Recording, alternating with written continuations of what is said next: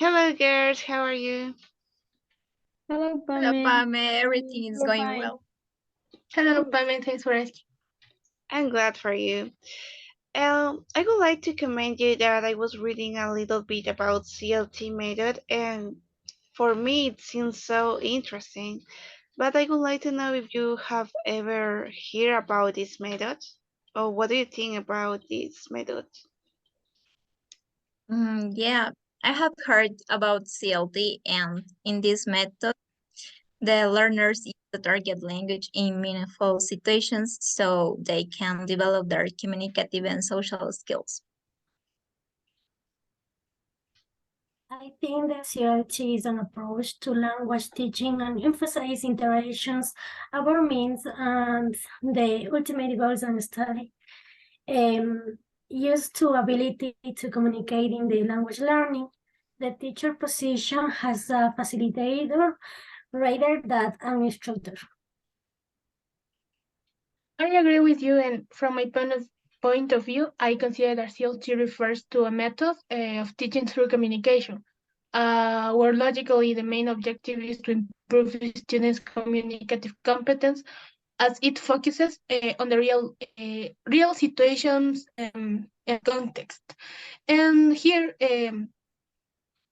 giving the students the opportunity to practice using the language in terms of context and content, rather than teaching grammatical rules and structures.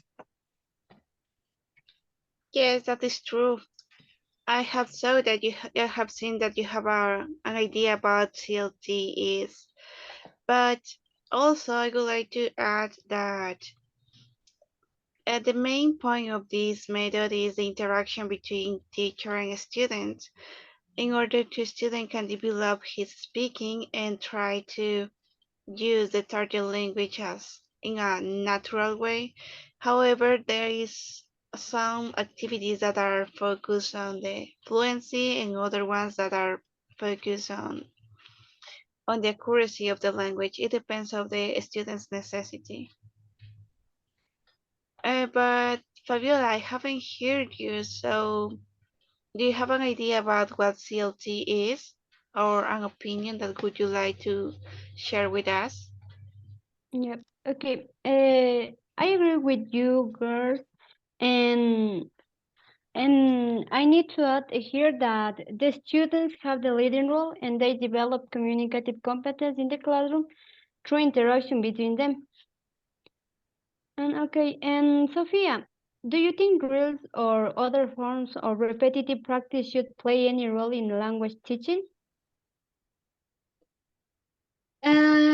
Yes, I do, but I think that on one hand, I think that drills and exercises and obviously practice repetition uh, are an effective way for students to learn. And I think that these types of activities can allow students to learn certain concepts quickly and efficiently. Um, in this case, the activities or materials that the teacher could use could be maybe flashcards or the repetitive writing, since in a way, learners can practice these English language skills in different contexts. But however, on the other hand, I believe that the use of these activities can become boring, especially for those students who are already proficient in English. And I think that as consequence of this, during the application of these activities in a classroom, a student may be distracted and not pay attention. And also, I think that another disadvantage of using these activities is that learners can become a kind of robots. I mean that the students are just repetitive with what they are practicing, but actually they don't understand things or the concepts or the materials correctly. Yes, I agree with you. I consider that drills and repetitive activities help the students to memorize some things like vocabulary or readings, but teachers should try to present a lot of authentic material in order to motivate them to learn more and don't just repeat and repeat and do the same all the time.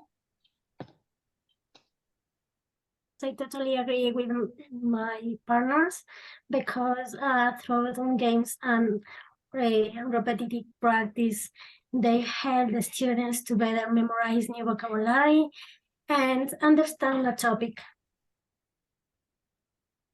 Okay, so now, Angelica, I would like to know what do you think that are some advantages and disadvantages of skill-based and syllables and functional syllables?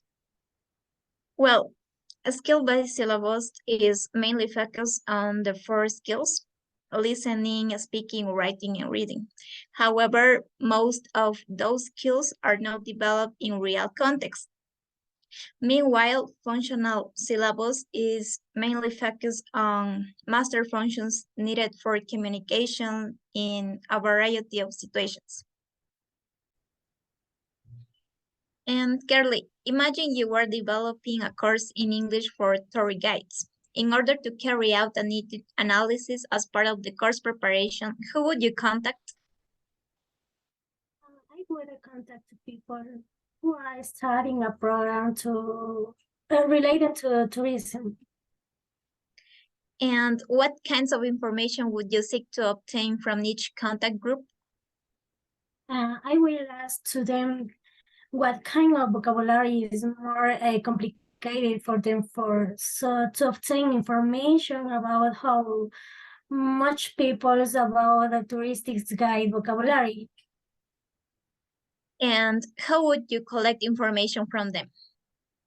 I will ask to them to take an oral test, and according to the situation in which they have more lack of vocabulary, I will reinforcement their knowledge. Pamela, can you give me an example of fluency and accuracy, an activity that you in your teaching? Yeah, for sure. Uh, First, I would like to tell you what is accuracy, what is fluency. I'm not sure what if we had mentioned that before, but accuracy related to the grammar, the use of exactly grammar in a context. For example, people who needs to prepare for an international exam about a foreign language, they need to have a good grammar, a good knowledge of grammar, and they need to be aware about the different rules that this language has. So, if we're talking about the accuracy activities, we can say that it says or write any kind of formal formats or filling blanks in which the students need to use different grammar structures. On another hand, we have the fluency. The fluency is related to the facility facilitate that the student has to communicate with other people. And here we doesn't take into account the grammar point because the main point is that a student can communicate his idea and the native people could understand them, even if the structure is not good.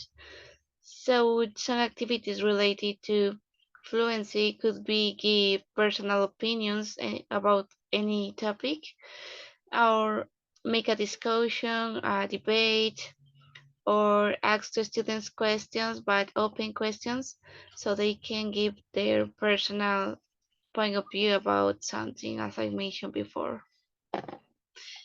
Uh, Also, I was curious about the advantage and limitation of pair and group work in the language classroom. But I know that Fabiola, do you know a lot about this kind of characteristics? Could you tell me a little bit more about them? Okay, Pamela. Some advantages of pair and group work are they can develop a strong communication skill, refine understanding through discussion and explanation. Also, it can help students to develop specific skills to collaborative effort, and they can share diverse perspectives. On the other hand, some limitation of pair and group work can be that a conflict may arise for several reasons. For example, the students can have different ways of working, But also in group work, one or two people, sorry, one or two students may take control of the group and essentially sideline others.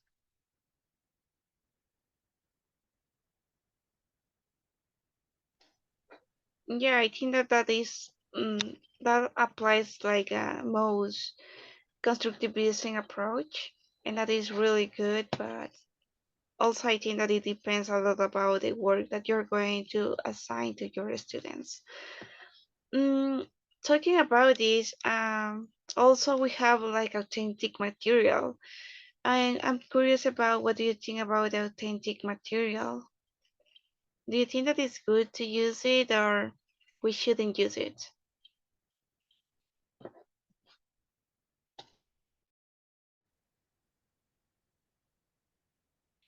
Yeah, I agree with you, and I believe that this, like anything else, has its advantages and disadvantages. I think that on the one hand, the teacher can present a unique and authentic material for these students. But I think on the other hand, it could be difficult for the teacher to elaborate these activities, and it could takes a lot of time to elaborate this material. Yeah, it is difficult to be a teacher. Yeah, Yeah, but it is true. Yeah. yeah, yeah, but we love this profession.